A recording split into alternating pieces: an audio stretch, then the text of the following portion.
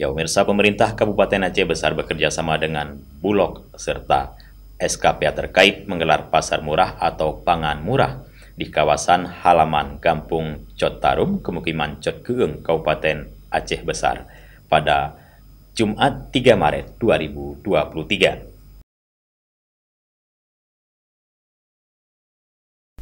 Penjabat Bupati Aceh Besar Muhammad Iswanto saat membuka kegiatan di Pemukiman Cot Keung menyampaikan, pasar murah sengaja diadakan di lokasi jauh dari pusat kecamatan agar pangan murah ini benar-benar dirasakan manfaatnya masyarakat di kampung, terutama menjelang bulan suci Ramadan. Seperti di lokasi lain sebelumnya, panitia menyediakan kupon yang didistribusikan melalui aparatur kampung agar pembelian sembako bersubsidi itu berlangsung tertib. Selain itu juga barang kebutuhan telah dipak oleh panitia hingga warga langsung terlayani. Namun setelah itu panitia juga melayani pembeli sporadis. Dengan catatan pembeli dengan kupon telah terlayani semua, paket sembako sporadis itu juga terbatas.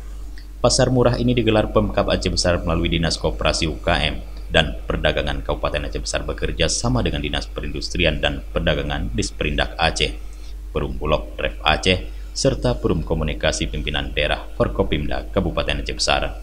Hadir dalam kegiatan tersebut Asisten 2 Perekonomian dan Pembangunan Sekdakab Aceh Besar M. Ali, Kepala OPD dan penjabat di jajaran Pemkab Aceh Besar, unsur TNI dan Polri. Pantauan di lapangan pasar murah yang merupakan salah satu upaya pemerintah dalam memastikan ketersediaan bahan pangan pokok bagi masyarakat dengan harga terjangkau. Setidaknya ada 5 komoditas yang disediakan pemerintah dalam pasar murah tersebut.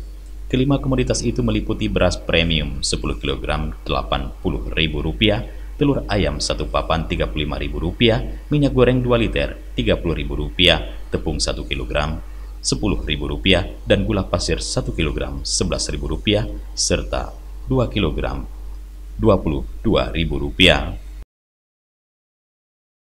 Dari Aceh Besar, Tim Liputan Aceh TV melaporkan.